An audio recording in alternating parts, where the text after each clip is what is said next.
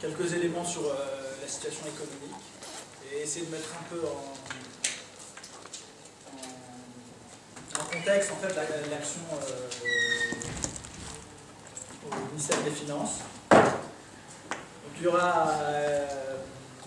a beaucoup d'éléments qui ont été fournis par plusieurs personnes qui sont là, Ad, et d'autres qui ne sont pas là. Bien sûr, il faut les remercier pour tout ce qu'ils m'ont filé, mais toutes les erreurs, les imperfections, tout ça, ils sont les mettre sur mon dos.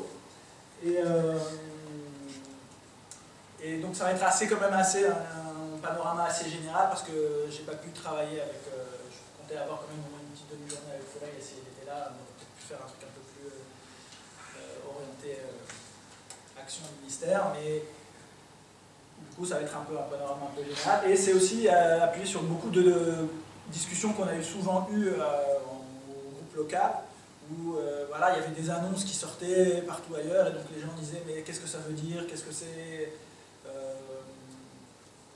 est-ce que vraiment c'est la catastrophe, la situation économique est par terre, donc voilà, c'est pour essayer de remettre un peu les choses à leur place, pour qu'on ait un point de départ, et bien sûr il y aura plein de manques, étant donné que j'ai fait ça hier un peu à l'arrache.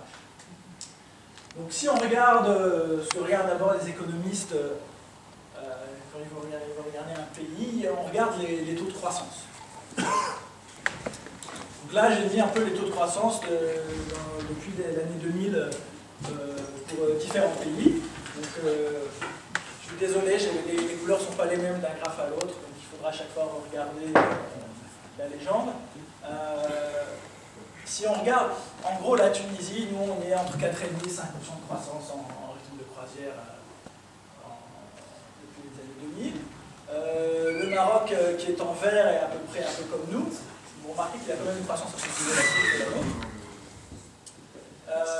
Et pour vous donner aussi une autre idée, j'ai mis la zone euro qui, elle, est en rythme de croisière à peu près à 2.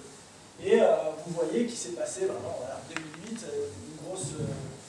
la crise. Donc la crise, c'est vraiment, ça descend en zone euro, ça descend en -4. C'est énorme. Le panorama, la dynamique sur la crise, c'est ce qu'on appelle le double dip. Donc il y a une grosse crise. Après, en fait, en gros, les industries arrêtent de produire. Et après, une fois qu'ils ont fini leur stock, ils se remettent un peu à produire. C'est pour ça qu'on remonte. Mais si on n'a pas réglé la crise, on va retomber. Et donc c'est un peu ce schéma en double dip qu'on voit en Europe, qui est aggravé par la crise de la dette souveraine qui n'est pas réglée. Aux États-Unis, il y a eu aussi cette baisse-là. Il y a eu un petit double dip, mais ils ont mis en place vraiment une relance, notamment monétaire, très très forte. Je ne sais pas si ça va suffire ou pas pour sortir de ce qu'on appelle une trappe à l'eau. Oui. Fin 2012, la Tunisie est en train de... On est sur la... Ouais, je crois qu'on a fait 3,2 l'année dernière. Et on dépasse le Maroc. 3,2 l'année dernière. 3,2 c'est ça, hein? 3,6. 3,6. 3,6. Oui. 3,6 c'était pas prévu cette année? Non, c'est ce qui est prévu. 3,6 validé l'an dernier. D'accord, 3,6 l'année dernière. Au SNEC. Fin 2012, 3,6 et on dépasse le Maroc. Et on dépasse le Maroc parce que je pense que le Maroc il doit être énormément affecté par la crise en Espagne. Après, il faut si vous voulez qu'on décompose la croissance de chaque pays, pourquoi les effets conjoncturels, les effets, ça devient compliqué. Mais là, c'est juste pour vous donner l'idée, au-delà des oscillations, de la volatilité, de voir à peu près où on est, quels sont les rythmes de croisière. Donc les gens qui vous disent,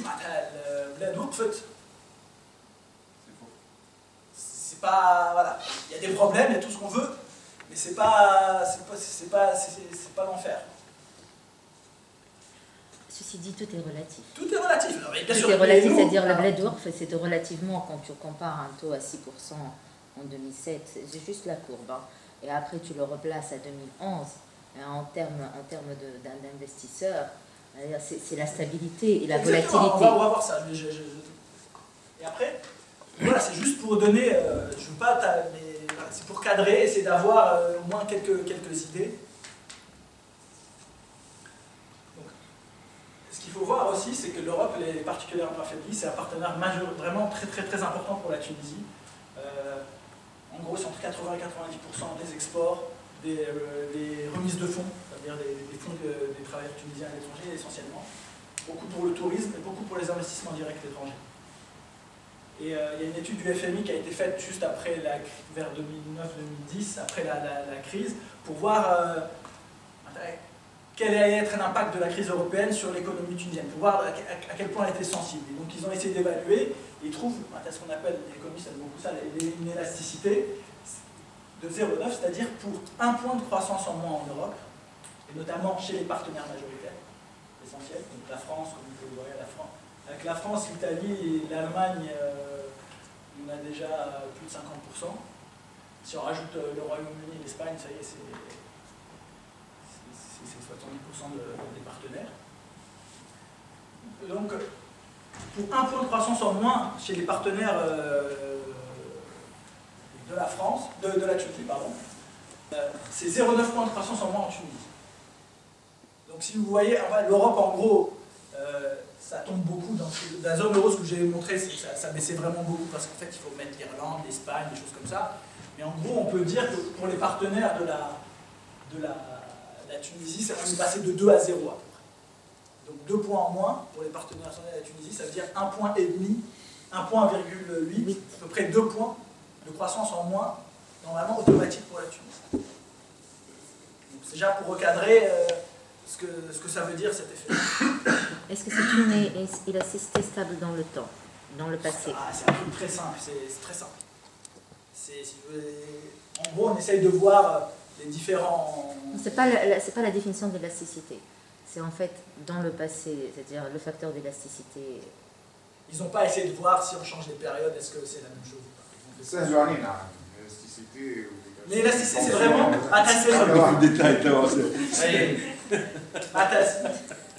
Si tu n'es pas élastique, si tu es élastique, 0,9,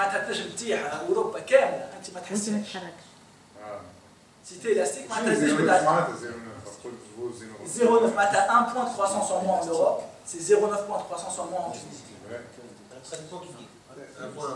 Corrélation, c'est un point de croissance en plus. Après, on a notre croissance propre à nous. Pour montrer sur un peu le long terme, si on veut regarder la production Fitouns, regardons sur 10 ans, qu'est-ce qui se passe? J'ai mis la production dans les différents grands secteurs, et j'ai mis en log sur l'axe des ordonnées. Et pour, en fait, quelque part, la pente, c'est un peu le taux de croissance. Donc si vous voyez que les pentes sont les mêmes, ça veut dire qu'on a la même croissance avant. Et donc, si vraiment en tendance, sur les gros secteurs, donc les activités des services marchands et les industries manufacturières, et donc en rouge, là, les activités non marchandes, c'est le service public. Donc et le service public, le poids du service public, c'est le salaire des fonctionnaires. Donc c'est pas une... Un point de croissance, combien crée d'emplois? Je sais pas. Parce qu'il le sort, et comme moi je ne comprends pas bien, parce qu'il le sort souvent. Un point, ça crée combien? Je ne sais pas. Et avant, la Tunisie, elle fait 4 ou 5% de... Elle n'a pas créé de travail, pourquoi? Je veux comprendre, parce que c'est très important, c'est un truc qu'il faut fouiller. Généralement, comment on sait ça? Il y a un niveau de croissance au-delà duquel chaque point de croissance crée un certain nombre d'emplois. Donc il y a ces deux chiffres-là qu'il faudra chercher et trouver. À partir de quelle croissance on est capable de créer des emplois au-delà de maintenir le niveau de chômage, et pour un point de croissance en plus au niveau de ce seuil-là, qui doit être autour de 3, 3,5, c'est tout, je dirais, combien d'emplois supplémentaires on crée.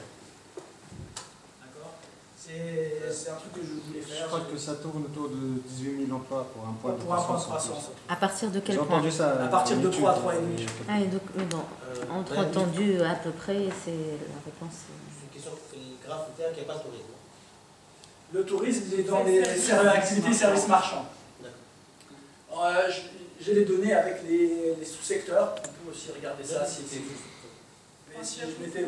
Ça me paraît pas trop logique par rapport à ce qu'on entend parler aujourd'hui. C'est des chiffres, voilà. Après, si vous voulez, je veux pas rentrer dans le débat, l'INS nous donne des faux chiffres. Non, tout non, ça. mais par contre, après, Mais- tu sais, les chiffres, tu peux les vendre différemment. C'est-à-dire, chacun peut employer les chiffres à sa manière. Il faut que tu sois prête à connaître quels sont les chiffres et à dire, il faut relativiser. Ah non, il moi faut... j'analyse par rapport à la courbe. En fait, regarde, 2010-2012, on dirait qu'il n'y a rien, tout est bien. Si on zoome sur la courbe. Si je zoome là, bien sûr on perd, c'est beaucoup de perdre que t'as. Enfin, 2010-2012, mais regarde, à partir de 2012, pratiquement on atteint le même seuil. On garde la même, si on zoome bien, je pense qu'on va garder la même pente, mais que ça, la DEC, On l'a gardé. on va peut-être pas la rattraper. C'est pas, on fait comme ça, hop, et après on revient, on récupère.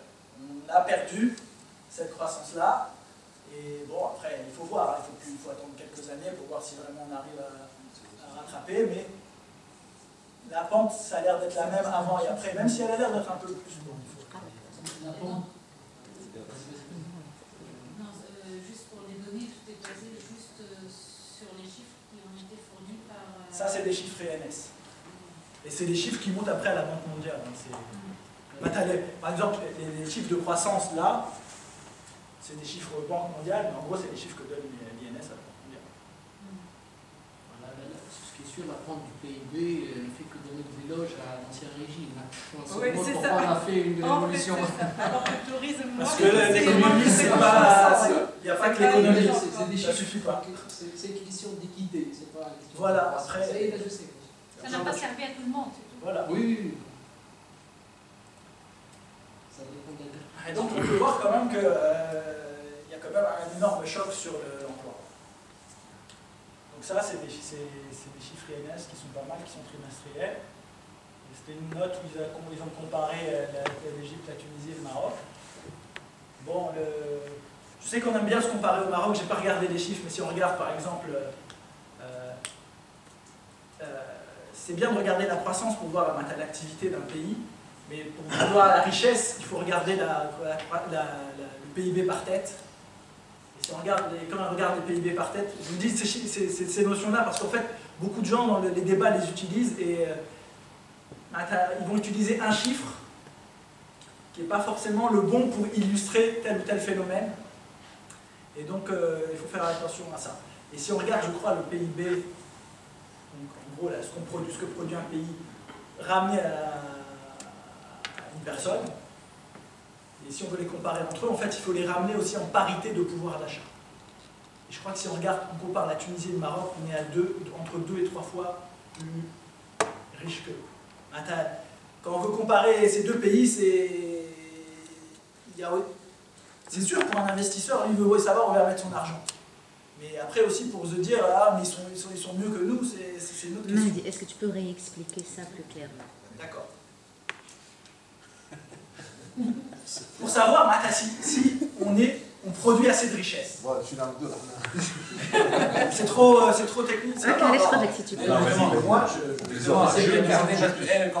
Moi, je capte, je comprends pas, justement. Non, mais D'accord. c'est pour ça que j'ai demandé. Ouais. Je comprends, mais N'hésitez je veux surtout qu'il pas. explique à ceux qui ne connaissent pas le principe de la parité du pouvoir d'achat.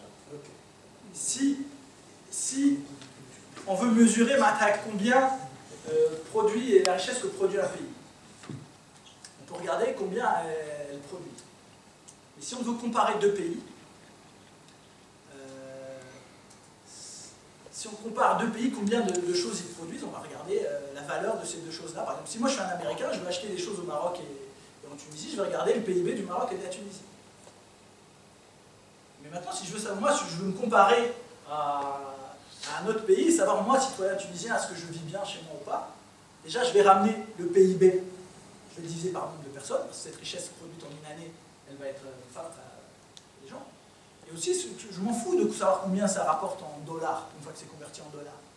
Je veux savoir combien ça me permet d'acheter moi, sur mon marché, pour manger, parce que c'est ça qui compte. C'est les biens que j'achète, c'est pas la monnaie. Et donc je la ramène à mon pouvoir d'achat, à combien je pourrais acheter avec de tomates, de voitures, de choses comme ça. Par un panier de biens. Un panier de biens. Donc c'est pour ça qu'on appelle en parité de pouvoir d'achat.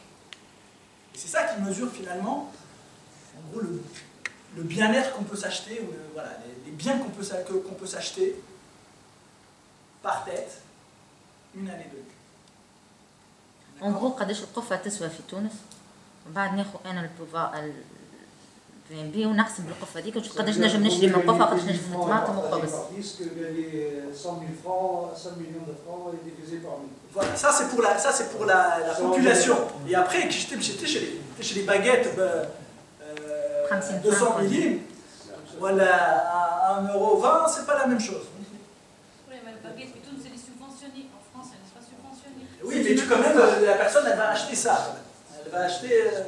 Le panier de biens في تونس il va coûter ça. Donc c'est ça ce qu'il faut comparer. قداش أنت تونسي تنجم تشري par rapport لواحد مغربي نقولوا البي ام بي تاع المغرب خير اكسترا تحسب par rapport personne تقول بون فلوس هذيك قداش تنجم تشري لك ماكله قداش تنجم تشري حوايج اكسترا. C'est un panier global فيه et inclut du coup le fait qu'elle soit مدعمه. Il y a aussi ça. Sur notre plan, avec un marché plus grand, c'est-à-dire le Maroc, ils ne peuvent pas rattraper justement pour un investisseur américain. Je vais donner l'exemple. Un investisseur, il s'en fout. C'est une autre vision. C'est une autre vision. Lui, il va mettre son argent et savoir combien ça lui rapporte. La Chine, par exemple, ils sont, je crois, je sais pas, mais d'ordre de tête, ils sont 6 fois plus pauvres que nous. En PIB, PPA, par tête. Un truc comme ça, ou peut-être 8, je ne me rappelle plus très bien. Mais c'est vraiment, si on va chercher le Vietnam, et pourtant c'est peut-être là-bas que ça vaut le coup d'investir aujourd'hui. Vous avez vu la croissance. Information, il y a un village en Chine, enfin 1 million d'habitants. J'étais là la semaine dernière. Il m'a dit il y a un village en Chine, 1 million d'habitants, tu te balades presque, c'est pareil qu'en Europe. Il y a 500 entreprises européennes et le PIB par habitant pour le 1 million est de 21 000 $ par an. Comparé au PIB de la Chine, c'est complètement déconnecté. Et c'est ça le problème de la Chine, c'est que c'est puissant sur certaines régions et pas d'autres, et que c'est puissant globalement comme économie, mais par tête d'habitants, c'est super fragile. Mais il n'empêche que voilà, ils croissent vraiment et que leurs conditions s'améliorent. Donc il y a eu une baisse de l'année 2011, ça a été une année de récession. Pratiquement. Alors c'est en pointillé parce qu'en fait on les a très mal mesurés à ce moment-là. Il y a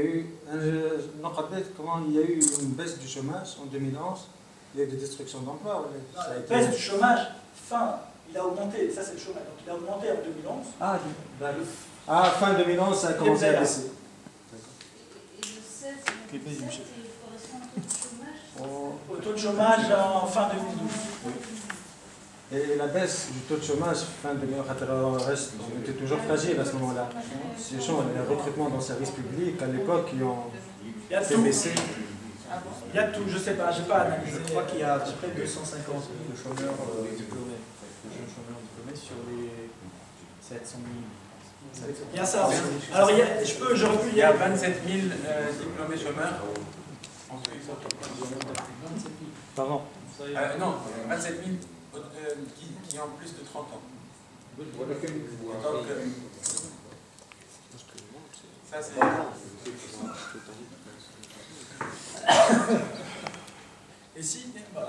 Et en fait là j'ai mis que 2009-2012.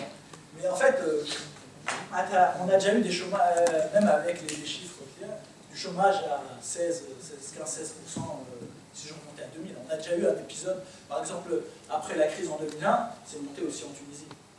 C'est pour relativiser, je veux pas, mais c'est pour relativiser, pour avoir une idée des ordres de grandeur. Mais est-ce qu'on peut noter comme un point, s'il y a un rapporteur ou quelqu'un qui note le point, c'est que ça serait bien de savoir la baisse, elle est de combien en termes de création d'emplois. Ces créations d'emplois, est-ce qu'elles sont dues privées ou publiques? Et parce que c'est comme ça que tu peux répondre. Sinon, c'est juste pour voilà, dire qu'on a... C'est trop général. Donc ça, c'est pour le futur. Ça, c'est juste pour fixer le cadre un peu, et j'ai pas eu le temps de vraiment vous... Mais si vous avez des questions, comme ça on les note et on essaie de répondre. Je crois que ce qui est sûr, la baisse du taux de chômage après la révolution, c'est dû essentiellement au recrutement massif dans le service public. Oui, mais il y a 40, il y a le mythe, il y a la réalité. Et entre les deux, je veux la réalité. Le taux de chômage, c'est pas...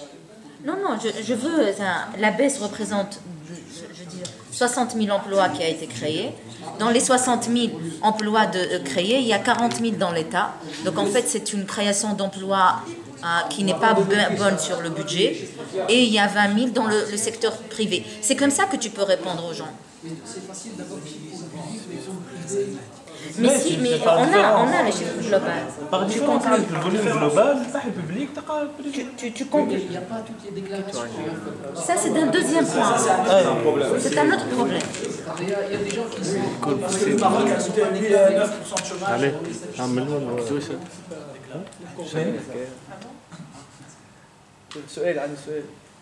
Oui. Tu penses pas que la courbe est faussée déjà? T'es obligé de partir de quelque chose. Au moins, je regarde. C'est bizarre. Le pic. شوف مصر كيفاه ان بورسنتاج زادت بعد الثوره بورتون هما دققوا بالكدا واحنا ضربه قويه. Peut-être que les chiffres d'avant sont faussés. 9 13 احنا 13 17. Je pense que les chiffres ils sont faussés. C'est le même moment. Voilà. Il faut voir la source. L'INS, ça se base sur les chiffres liés au secteur public, c'est sûr. Oui. اي دونك فما مشكله معناتها هو يحكي على كيفاش من الاول اسكو on peut se fier sur les chiffres donnés en 2011 et avant. Alors, pour la Tunisie, une façon. Une façon. Ça marche pas. D'après mes sources à l'INS, l'idée c'est que les méthodes d'enquête, tout ça, n'ont pas changé. Ça se faisait à peu près bien avant. Mais on choisissait les chiffres qu'on voulait sortir. Maintenant, on peut retourner, prendre les enquêtes, on recalcule. Ce n'est qu'un taux de chômage. Un taux de chômage, je vous rappelle, c'est le nombre de personnes déclarées en activité. Donc ça veut dire soit c'est le nombre de personnes qui ne trouvent pas du travail par rapport qui cherchent du travail, divisé par le nombre de ces personnes-là plus les gens qui travaillent. Donc c'est tous les gens qui sont déclarés chômeurs, en recherche d'emploi. Ça arrive. Il faut être inscrit, en fait on fait des enquêtes, on va voir les gens, on leur dit vous cherchez du travail, ils disent c'est pas forcément que ceux qui sont déclarés. Ceci dit, je pense qu'il ne faut pas en répondre sur les taux de chômage en disant ce qui a été avant était faux. Non, c'est une question. Je pense que c'est vraiment... Et non, mais je pense que c'est assez important quand on a cette perturbe. Et si je t'avais montré la série depuis 2000, tu aurais vu que c'était monté à 15,5 avant, et tu aurais dit ah ça va. Le chiffre des chômage est correct, selon l'INS. Oui, c'est correct. Par contre, on explique cette hausse. Par contre, on explique cette hausse. C'est pour ça, tu vois.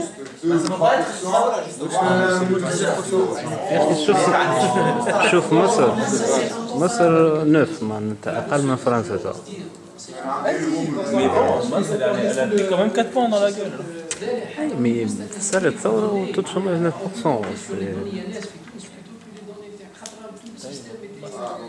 Si par exemple en Égypte c'est que du commerce, du travail informel, tout ça. Mais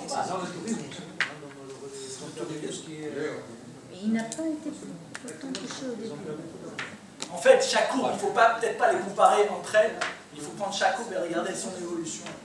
Elle, ça donne plus d'informations que... Par exemple, au Maroc, je ne suis pas sûr qu'il y a moins de chômage sociologique tel qu'on le croit à nous qu'en Tunisie. Non, en fait, ça me semble bizarre, juste à laquelle. Ça s'est déclenché à un moment où le chômage était en baisse. Et les points sur les deux dernières années, ça me semble bizarre.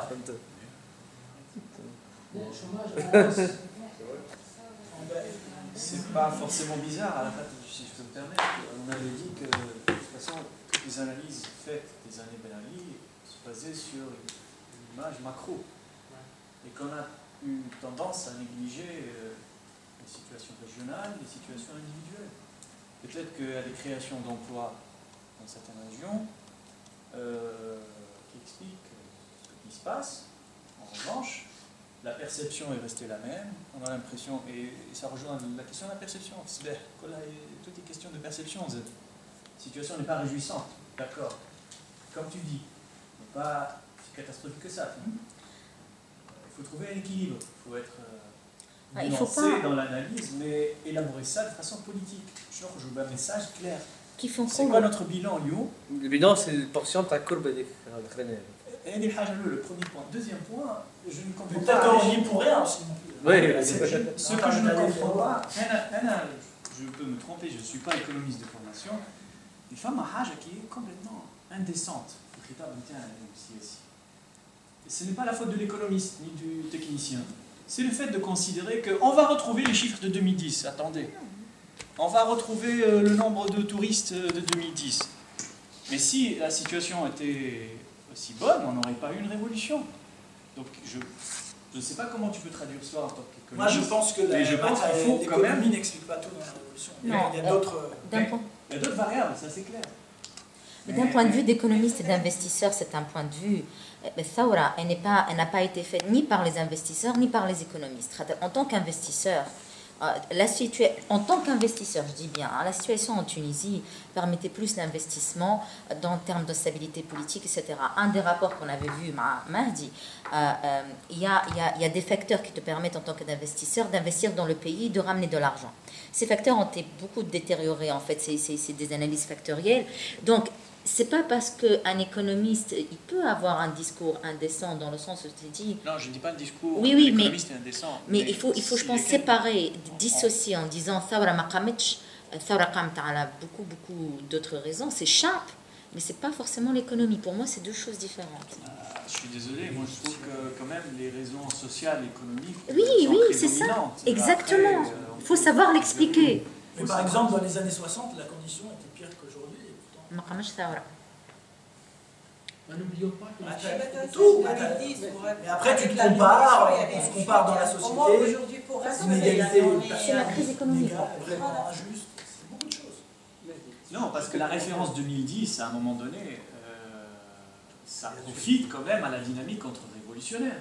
La référence. Oui, je ne dis pas l'économiste, dans le discours économiste, c'est lucide, c'est pertinent, tu as des chiffres, tu as des courbes, tu analyses très bien. Mais pour le politique, la référence, si à chaque fois on va revenir à 2010, un ambassadeur, enfin à Bruxelles, il explique à des députés européens qu'on va retrouver les chiffres de 2010, je ne sais pas. Tu peux les voir en termes... Moi, je trouve ça indécent politiquement. Il y a une révolution qui est passée par là. Une révolution qui est passée par là. Il y a des dégâts. Et la référence marche dans la La révolution a eu un coût. Et donc, la première phase, après, c'est de se rétablir avant la révolution, avec le coût de la révolution, et après de redémarrer. Mais il faut rétablir une situation initiale au moins. هذه اللوجيك 69 تجي اليوم تقول باش نعمل خير من 2010 ولا باش نعمل Non, هو يقول لك le référentiel la 2010. Je ne dis pas qu'il faut faire mieux que 2010, ça ne va pas se faire le خير en 2010. Pour le moment, pour la période actuelle, on peut se comparer par rapport à 2010.